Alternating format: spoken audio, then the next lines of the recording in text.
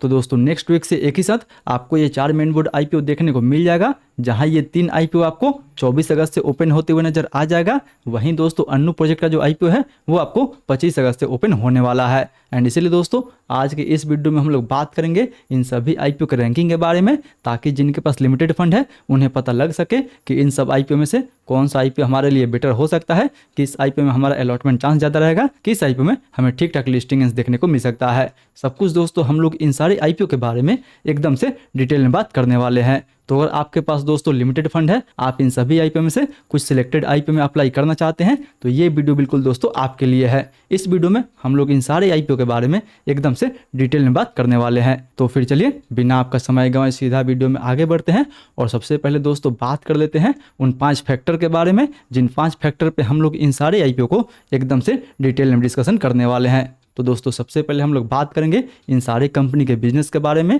कि आखिर ये सब कंपनी काम क्या करती है, कौन से सेक्टर से ये सब कंपनी बिलोंग करती है। उसके बाद हम लोग बात करेंगे इन सारे कंपनी के फंडामेंटल के बारे में, वैल्यूएशन के बारे में, इनके लेटेस्ट जीएमपी के बारे में यानी ग्रे मार्केट प्रीमियम के बारे में। एंड लास्ट में दोस्तों बात करेंगे कि किस आईपीओ में आपका अलॉटमेंट चांस ज़्यादा रहने वाला है एंड किस आईपीओ में आपको अप्लाई करनी चाहिए। तो चलिए बिना आपका समय गंवाए सीधा वीडियो में आगे बढ़ते हैं। बट मेक श्योर दोस्तों कि हम लोग एक साथ एक बार में 4 मेन बोर्ड आईपीओ के बारे में डिटेल में डिस्कशन करने वाले हैं, तो मैं भी थोड़ा सा वीडियो जो है वो लंबा हो सकता है। बट दोस्तों मैं आपको ये गारंटी देता हूं कि अगर आप एक बार इस वीडियो को देख लिए तो आपको किसी और वीडियो को देखने की जरूरत नहीं पड़ेगी एंड इन सारे आईपीओ में आपको कोई भी कंफ्यूजन नहीं रहेगा। तो चलिए अब सीधा आगे बढ़ते हैं और बात कर लेते हैं इन सभी कंपनी के बिजनेस के बारे में कि आखिर ये सब कंपनी काम क्या करती है, इन सब कंपनी को कहाँ से रेवेन्यू जनरेट होता है। तो अगर बात कर ले सबसे पहले सिम्बायोटिक फार्मा के बारे में, तो दोस्तों ये कंपनी फार्मा एपीआई बनाने का काम करती है। यानी दोस्तों फार्मा सेक्टर से ये कंपनी बिलोंग करती है, बट ये कंपनी दवाई नहीं बनाती है। ये कंपनी फार्मा सेक्टर के लिए एक्टिव फार्मास्यूटिकल इंग्रेडिएंट बनाने का काम करती है। यानी दोस्तों दवाई में जो एपीआई यूज होता है, ये कंपनी उन एपीआई को बनाने के लिए जानी जाती है। हालांकि ग्लोबल मार्केट में बाई वॉल्यूम इस आईपीओ का आपको काफ़ी अच्छा खासा मार्केट शेयर भी देखने को मिल जाएगा, जिसको हम लोग ऑलरेडी डिटेल में डिस्कशन कर चुके हैं इसके फुल रिव्यू वाले वीडियो में। बट दोस्तों यहाँ पे हम लोग अगर बात कर लेते हैं स्काईवेज एयर के बारे में, तो दोस्तों ये कंपनी एक लॉजिस्टिक्स कंपनी है जो आपके सामान को अलग अलग लोकेशन पे डिलीवर करने के लिए जानी जाती है। यानी जैसे blue dirt and delivery company दोस्तों एक लॉजिस्टिक्स कंपनी है, उसी तरह स्काईवेज भी एक लॉजिस्टिक्स कंपनी है जो सामान को एक जगह से दूसरी जगह ले जाने के लिए जानी जाती है। वहीं अगर बात कर ले हाईटेक इंजीनियर्स के बारे में, तो दोस्तों ये कंपनी हाइड्रोलिक्स फिटिंग्स बनाने के लिए जानी जाती है। मतलब आजकल बहुत जगह हाइड्रोलिक्स का यूज़ देखने को मिल जाता है। इवन दोस्तों आपको एग्रीकल्चर इक्विपमेंट में जैसे ट्रैक्टर हो गया, जेसीबी हो गया, या फिर दोस्तों इवन एयरप्लेन या फिर डिफेंस सेक्टर में हाइड्रोलिक्स का यूज होता है। तो उस हाइड्रोलिक्स के लिए ये कंपनी छोटे छोटे पार्ट्स बनाने के लिए काम करती है एंड उन पार्ट्स को बनाकर ये कंपनी इंडिया में भी सेल करती है एंड इवन दोस्तों ग्लोबल मार्केट में भी सेल करती है। जबकि अगर बात कर ले अन्नू प्रोजेक्ट्स के बारे में, तो दोस्तों ये कंपनी एक ईपीसी कंपनी है, यानी engineering procurement and even construction company है जो इंफ्रास्ट्रक्चर डेवलपमेंट के लिए जानी जाती है। मतलब दोस्तों हर कंपनी अलग अलग सेक्टर से बिलोंग करती है एंड हर सेक्टर जो है दोस्तों वो अपने आप में काफ़ी यूनिक है, काफ़ी ग्रोइंग सेक्टर से सारा कंपनी बिलोंग करती है। हालांकि यहाँ पे तो दोस्तों हम लोग काफ़ी शॉर्ट में बात किए हैं इन सारी कंपनी के बारे में, बट अगर आपको इन सभी कंपनी के बारे में एकदम से डिटेल में जानना है तो इसका फुल रिव्यू वाला वीडियो आप चैनल पर विजिट करके देख सकते हैं। वहाँ पे हम लोग इन सारे कंपनी के बारे में एकदम से डिटेल में बात कर चुके हैं। हालांकि इन सब के बिजनेस के बाद अगर बात कर लें इन सब के फंडामेंटल के बारे में, तो दोस्तों सबका फंडामेंटल कहीं ना कहीं आपको ठीक ठाक देखने को मिल जाएगा। अगर बात कर ले सिम्बायोटिक के बारे में, तो इसका भी फंडामेंटल इवन आपको स्टेबल काफ़ी बेटर देखने को मिल जाएगा।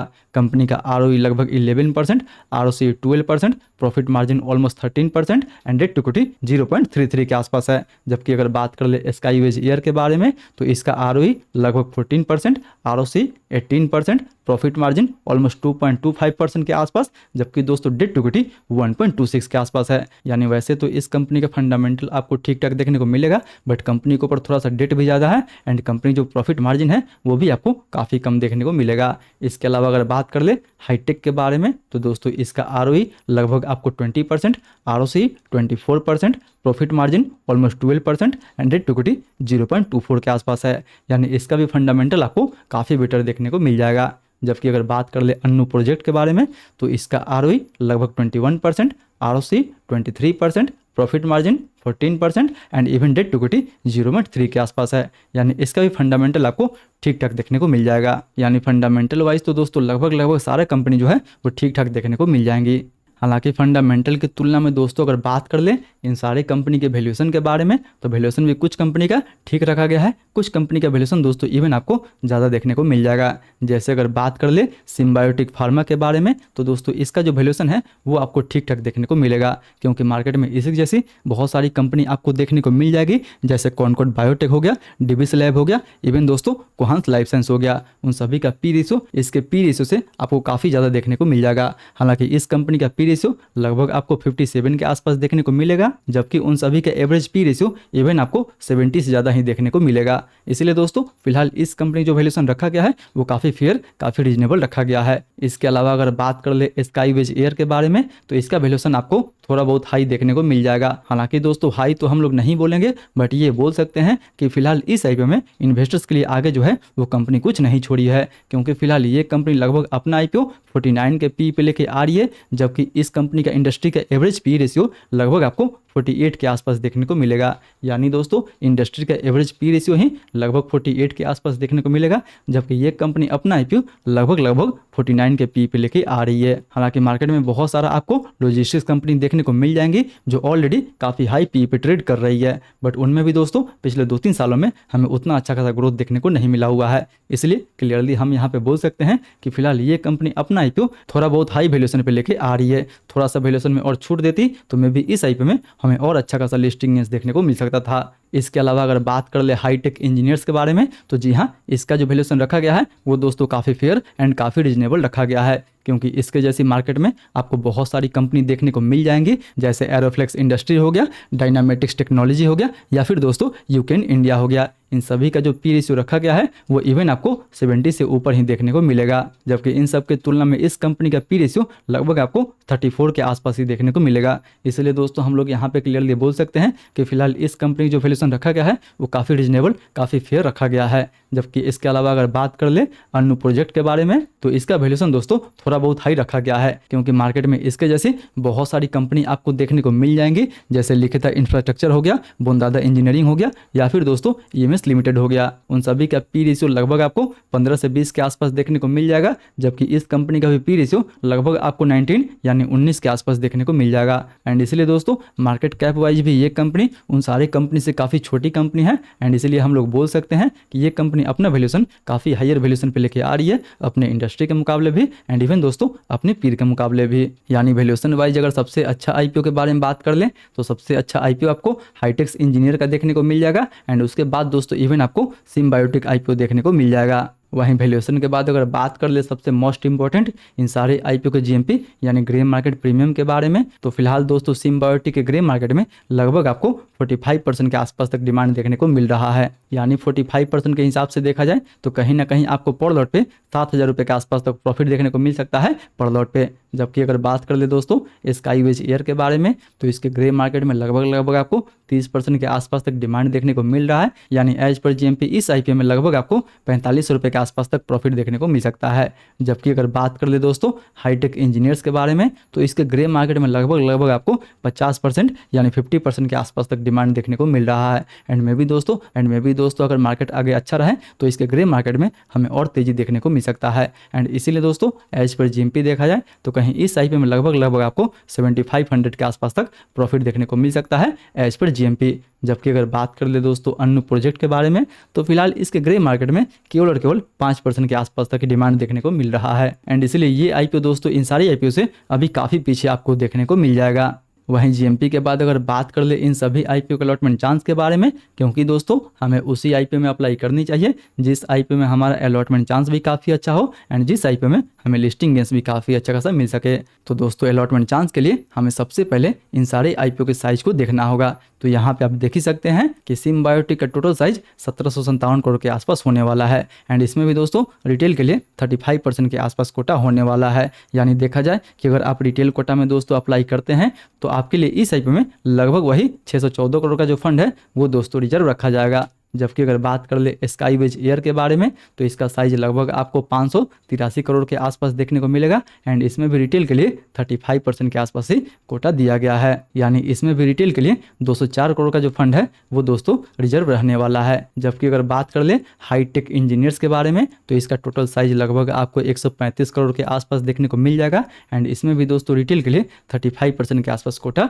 रिजर्व रखा गया है। यानी इसमें भी लगभग आपको वही 47 करोड़ का जो फंड है वो दोस्तों रिजर्व रखा गया है इवन रिटेल के लिए। जबकि अगर बात कर ले दोस्तों अन्नू प्रोजेक्ट के बारे में वही लगभग 175 करोड़ का जो फंड है वो दोस्तों रिजर्व रखा गया है।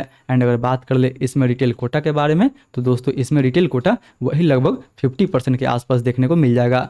जी हाँ दोस्तों, इस आईपीओ में रिटेल कोटा 50% के आसपास देखने को मिलेगा, एचएनआई कोटा 40% के आसपास देखने को मिलेगा एंड इवन दोस्तों क्यूआईबी कोटा लगभग 10% के आसपास ही देखने को मिलेगा। यानी इस आईपीओ में क्यूआईबी के लिए 10% कोटा दिया गया है, रिटेल के लिए 50% का कोटा दिया गया है एंड इवन दोस्तों एचएनआई के लिए 40% के आसपास कोटा दिया गया है। यानी अगर आप दोस्तों रिटेल कोटा में अप्लाई करते हैं तो लगभग आपको 88 करोड़ का जो फंड है वो रिजर्व रखा गया है इवन रिटेल के लिए। हालांकि दोस्तों इस आईपीओ में क्यूआईबी के लिए केवल और केवल 10% के आसपास ही कोटा दिया गया है। यानी दोस्तों रिटेल को इसमें ज़्यादा कोटा दिया गया है एंड बड़े प्लेयर को काफ़ी कम कोटा दिया गया है, केवल 10% के आसपास। यानी टोटली ये जो स्टॉक्स रहेगा दोस्तों वो रिटेल के लिए एक ट्रैपिंग आईपीओ बन सकता है। इसलिए दोस्तों हम लोग अन्नू प्रोजेक्ट को एकदम बिल्कुल अवॉइड कर देंगे। मैं तो अन्नू प्रोजेक्ट में बिल्कुल दोस्तों अप्लाई नहीं करने वाला हूँ। बाकी अगर बात कर ले इन 3 आईपीओ के बारे में तो दोस्तों सबसे ज़्यादा आपका अलॉटमेंट चांस सिम्बायोटेक आईपीओ में रहने वाला है, इसलिए आप इसको 1 नंबर पर रख सकते हैं क्योंकि इस आईपीओ में आपको काफ़ी अच्छा खासा अलॉटमेंट चांस भी देखने को मिल जाएगा एंड इस आईपीओ में इवन दोस्तों आपको मोर देन 50% के आसपास तक लिस्टिंग गेंस भी देखने को मिल जाएगा। इसलिए आप इस आईपीओ को 1 नंबर पे रख सकते हैं। वहीं दोस्तों 2 नंबर के बारे में बात कर लें तो इवन आप 2 नंबर पे दोस्तों स्काई एयरवेज को रख सकते हैं क्योंकि दोस्तों इस आईपीओ में आपको ठीक ठाक अलॉटमेंट भी देखने को मिल जाएगा एंड इवन दोस्तों ठीक ठाक लिस्टिंग गेंस भी देखने को मिल जाएगा। हालांकि दोस्तों स्काई एयरवेज जो है वो केवल और केवल लिस्टिंग गेंस के लिए ही सही रहेगा, मीडियम टू शॉर्ट टर्म के लिए इसमें थोड़ा सा रिस्क हो सकता है। जबकि अगर बात करें दोस्तों हाईटेक इंजीनियर्स के बारे में तो ये आईपीओ दोस्तों लिस्टिंग गेंस भी काफ़ी ब्लॉकबस्टर दे सकता है एंड इवन दोस्तों लिस्टिंग के बाद भी हमें काफ़ी अच्छा सा मोमेंटम दे सकता है। बट दोस्तों कंसर्न बस इतना सा है कि ये आईपीओ काफ़ी छोटा है, इसमें अलॉटमेंट मिलना काफ़ी मुश्किल है। इसलिए दोस्तों जिनके पास इनफ फंड है, जिनके पास बहुत ज़्यादा पैसा है, वो चाहे तो इस आईपीओ में अप्लाई करके अपने लक को देख सकते हैं। बट फिर भी दोस्तों आईपीओ का साइज काफ़ी छोटा है, इसलिए इस आईपीओ में अलॉटमेंट मिलना जो है वो काफ़ी मुश्किल हो जाएगा। मे बी ये आईपीओ दोस्तों पहले दिन ही फुल्ली सब्सक्राइब हो सकता है। इसलिए जिनके पास दोस्तों लिमिटेड फंड है यानी किसी 1 या 2 आईपीओ में ही अप्लाई कर सकते हैं तो मे भी दोस्तों उन्हें सिम्बायोटेक में अप्लाई करनी चाहिए एंड इवन दोस्तों स्काईवेज आईपीओ में अप्लाई करनी चाहिए। बाकी हाईटेक आईपीओ को तो दोस्तों बिल्कुल अवॉइड कर देनी चाहिए क्योंकि इसमें आपको अलॉटमेंट मिलना काफ़ी मुश्किल रहेगा। बाकी जिनके पास दोस्तों फंड की कोई कमी नहीं है वो तीनों आईपीओ में लगा सकते हैं, तीनों आईपीओ को अफोर्ड कर सकते हैं, तो ये तीनों आईपीओ दोस्तों काफ़ी बेटर हो सकता है इवन लिस्टिंग गेंस के हिसाब से। बट याद रहे दोस्तों कि अन्नू प्रोजेक्ट को हमें बिल्कुल अवॉइड कर देना है। ये आईपीओ दोस्तों रिटेल को ट्रैप कर सकता है, इसलिए मैं केवल और केवल दोस्तों ये 3 आईपीओ में अप्लाई करने वाला हूँ। सिम्बायोटेक में इवन मैं लिस्टिंग गेंस एंड इवन दोस्तों शॉर्ट टर्म के लिए अप्लाई करने वाला हूँ, स्काईवेज में केवल और केवल लिस्टिंग गेंस के लिए अप्लाई करने वाला हूँ एंड इवन दोस्तों हाईटेक अगर अलॉटमेंट मिल जाता है तो मैं इसको शॉर्ट टू मीडियम टर्म के लिए भी रख सकता हूँ। बाकी इन तीनों आईपीओ को लेकर आपका क्या व्यू है, आप किस आईपीओ में अप्लाई करने वाले हैं वो भी हमें नीचे कमेंट करके जरूर बताएं। सो दोस्तों ये तो था मेरा पूरा व्यू इन चारों आईपीओ के रैंकिंग को लेकर। मे भी आपका व्यू हमसे अलग हो सकता है, इसलिए आप जो भी डिसीजन ले अपना रिस्क एंड अपना रिस्क लगाने के बाद ही ले। आई होप दोस्तों वीडियो आपको इन्फॉर्मेटिव लगा होगा। अगर वीडियो अच्छा लगे तो वीडियो को लाइक करें एंड अपने दोस्तों के साथ भी जरूर शेयर करें। एंड हाँ, इन चारों आईपीओ को लेकर स्टिल आपके मन में कोई डाउट है तो वो आप हमसे नीचे कमेंट करके पूछ सकते हैं। फिर मिलते हैं अगले वीडियो में, तब तक दोस्तों इन चारों आईपीओ का फुल रिव्यू अभी तक आप नहीं देखे हैं तो ऊपर वाले इन सारे वीडियो को टैप करके इन सभी आईपीओ का आप फुल रिव्यू देख सकते हैं।